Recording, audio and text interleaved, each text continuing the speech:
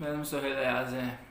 मैं अवामी villa 2 phase 8 में रहता हूँ और बॉयज़ में मुझे इंटरेस्ट है। गे हूँ, काफ़ी बॉयज़ जो हैं उनके साथ जो है मैंने जो है सेक्स किया है।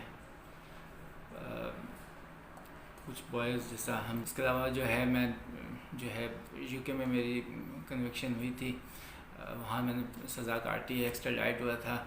इटली में मैं सज़ा काट के फिर पाकिस्तान मुझे डिपोर्ट कर दिया। यूके में किस केस में कितने साल आपने सजा काटी है? सर जो है वहाँ पे जो है चाइल्ड पोर्नोग्राफी जो है वो रिकवर हुई थी, तो उसके ऊपर जो है मुझे 4 इयर्स थी। हाफ जो है वहाँ पे रूल्स के हिसाब से होती है, वो मैंने वहाँ पे जो है काटी थी। सर कितने साल?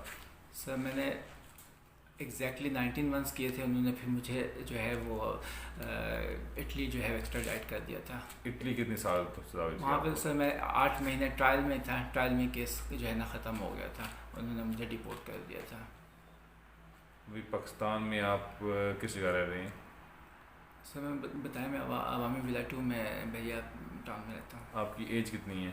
46। 46। जी। अभी लास्ट टाइम किसके साथ सेक्स किया? लास्ट टाइम हम्म, दोस्त था एक, उसके साथ। क्या नाम है उसका?